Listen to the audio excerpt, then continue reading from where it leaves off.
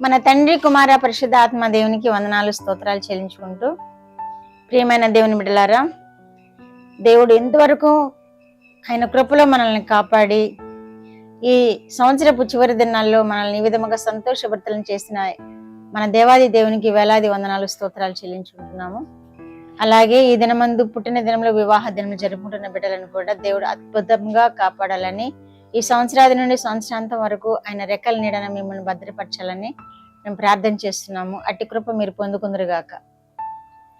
దేవుడు మనకిచ్చిన వాక్యము ఈ దినమందు మత్తయి సువార్త 2వ అధ్యాయము 10-11 వచనాలు చదువుకుందాం.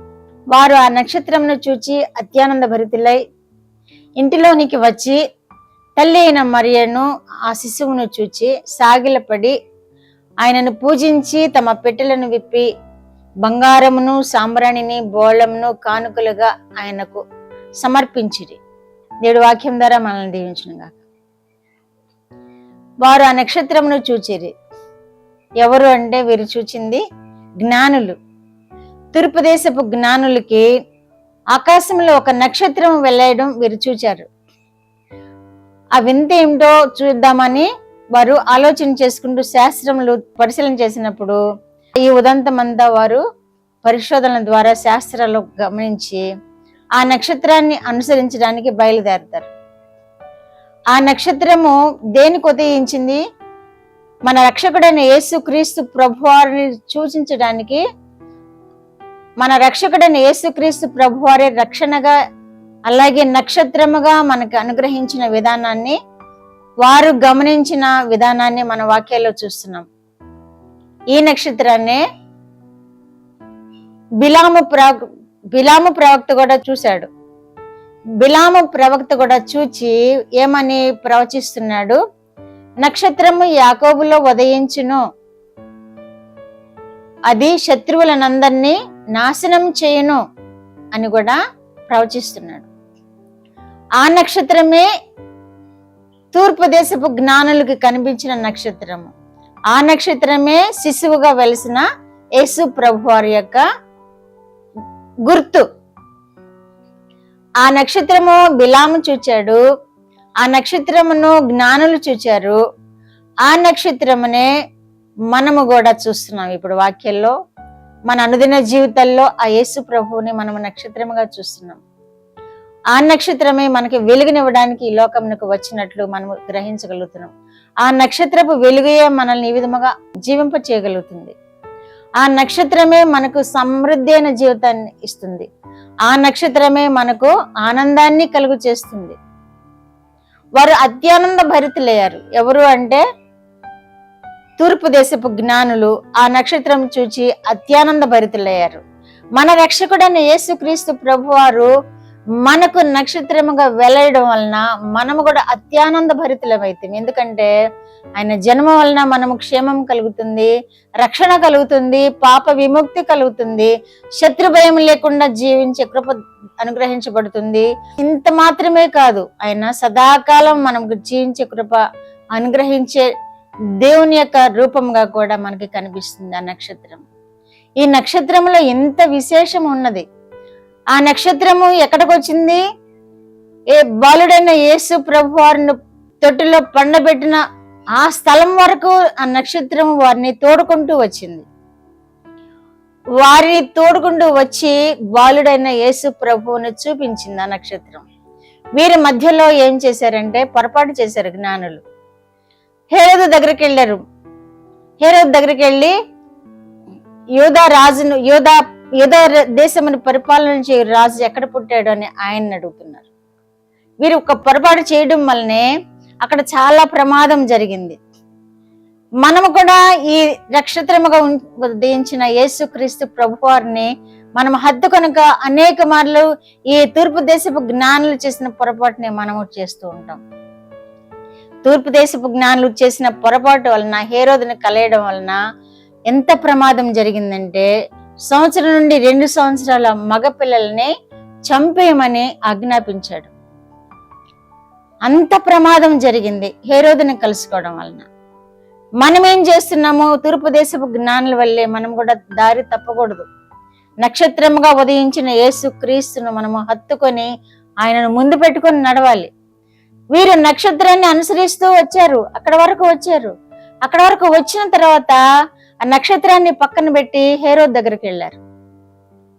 హేరోద్ దగ్గరికి వెళ్ళిన బయటకు వచ్చిన తర్వాత కూడా వీరికి నక్షత్రం కనిపించి యేసు ప్రభు వారు ఎక్కడ పరుండినారో ఆ స్థలానికి వచ్చింది. ఆ స్థలం దగ్గరకు వచ్చి నిలబడింది. ఆ స్థలం వరకు వచ్చి ఆగిపోయింది వారికి చూపించడానికి. నిజంగా ఎంత గొప్ప ఆశీర్వాదం! ఇది ఎంత అద్భుత కార్యం! నక్షత్రము మనుషుల్ని నడిపిస్తుంది అని మనము ఈ వాక్యాల ద్వారా గ్రహించగలుగుతున్నాము. అంటే ఆ నక్షత్రముగా ఉదయించిన యేసుక్రీస్తు ప్రభు వారు కూడా మనల్ని అంతే విధముగా గొప్పగా నడిపిస్తారు. కానీ ఈ జ్ఞానులు మధ్యలో హేరోదును కలుసుకున్నట్లుగా మనము కూడా దారి తప్పి వేరే ఆశ్రయాన్ని కోరకూడదు. మనము వేరొక డైరెక్షన్ ని కోరకూడదు. మనం వేరొక సలహాను పొందుకోకూడదు. యేసుక్రీస్తే మన సలహాదారుడు, యేసుక్రీస్తే మన మార్గదర్శి, యేసుక్రీస్తే మనకి అన్నిటికీ సరిపోయినవాడు. అన్ని ఆలోచనలకు ఆయన సరిపోయిన జవాబునివ్వగలిగిన దేవుడు, మన సమస్యలన్నిటినీ తీర్చగలిగిన దేవుడు. మనం ఆయన్ని ఆధారం చేసుకుందాం. ఆ నక్షత్రము యాకోబులో ఎలా ఉదయించిందో, అలాగే తూర్పు దేశంలో ఈ జ్ఞానుల ఎదుట ఎలా ఉదయించిందో, అలాగే ఆ బాలుడు ఉన్నంత వరకు తూర్పు దేశపు జ్ఞానాలను ఎలా వెంబడించిందో, నడిపించిందో, మనము ఆశ్రయిస్తే ఆ నక్షత్రముగా వచ్చిన యేసుక్రీస్తు ప్రభువారు మన జీవితాలను కూడా శ్రేష్టమైన వాటినిగా నడిపిస్తారు. శ్రేష్టమైన జీవితాలతో మనల్ని ఆశీర్వదిస్తారు. ఈ తూర్పు దేశపు జ్ఞానులు చూడటం మాత్రమే కాదు, వారు కానుకలు తెచ్చి సమర్పించి ఆ బాలుడుగా ఉన్న రక్షకుడైన యేసుక్రీస్తుని సేవించిన విధానాన్ని వాక్యంలో చూస్తున్నాం. బంగారము, సాంబ్రాణి, బోళము ఇవన్నీ దేవునికి సమర్పించవలసిన ఘనమైన కార్యాలు, ఘనమైన వస్తువులు కూడా. బంగారం అంటే శ్రేష్టతకు, రాచరికానికి గుర్తుగా బంగారాన్ని వాళ్ళు తెచ్చారు. మనం కూడా మన రాజుగా యేసుక్రీస్తు ప్రభువారిని అంగీకరించి వెంబడించాలి. మన రాజుగా యేసుక్రీస్తు ప్రభువారిని చేసుకుంటే ఈ లోకంలో రాజులు ఎవరు మనల్ని ఏమి చేయలేరు. తాత్కాలిక శ్రమలకు గురి చేసినా గాని మన రాజు, మన నీతిపరుడైన రాజు మనల్ని క్షేమంతో నడిపిస్తాడు, కాపాడుతాడు, సంరక్షిస్తాడు. అలాగే బోళము, సాంబ్రాణి. బోళము ఆయన శిలువ మీద వేలాడుతూ ఉన్నప్పుడు ఇచ్చారు కదా, బోళంతో కలిసినటువంటి చిరకను. అలాగే సాంబ్రాణి అంటే ఆయనకి మహిమ ఆగ్రానించడానికి. పాత నిబంధన గ్రంథంలో సుగంధ ద్రవ్యాలను తయారు చేసే వాటిల్లో సాంబ్రాణి కూడా ఉంది. ఆయన ఆగ్రానిస్తూ ఉంటారు ఆ ధూపాన్ని. ఆయన మహిమపరచబడడానికి, ఆయనను మహిమపరచడానికి సాంబ్రాణి ఉపయోగిస్తారని సూచనగా మనము యేసుక్రీస్తు ప్రభువారిని మహిమపరచాలని, మనము స్తుతి చెల్లించడం ద్వారా, ఆ సాంబ్రాణి అనే ధూపం ద్వారా కాదు కానీ మన స్తుతుల ద్వారా ఆయన్ని మహిమపరచాలని, ఇవి మనకి ముంగుర్తుగా ఇచ్చిన ఈ సూచనలను మనం స్వీకరిద్దాము.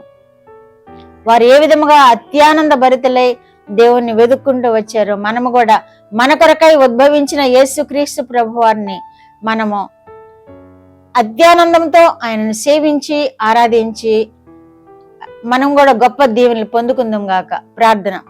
మా దేవా, మా ప్రియ పరలోక ప్రభువా, మీ పరిశుద్ధ పాదములకు వందనాలు, స్తోత్రాలు. మా రక్షకుడైన యేసయ్య స్తోత్రములు, పరిశుద్ధాత్మ దేవా స్తోత్రములు. ఈ ఉదయ కాలం కొరకు స్తోత్రములు. మాకు నక్షత్రముగా వెలిసిన దేవా స్తోత్రములు. మాకు నైనా వెలుగుగా ఉదయించిన దేవా స్తోత్రములు. చూస్తున్న బిడ్డలందరూ కూడా వారి జీవితం అంతా ఈ వెలుగుమయం చేయండి. మీ యందు ఆనందించే కృప దయచేయండి. యేసుక్రీస్తు వారి పేరిట ఈ మనవులు మీ పాదముల మీద వేడుకుంటున్నాను పరమ తండ్రి. ఆమేన్.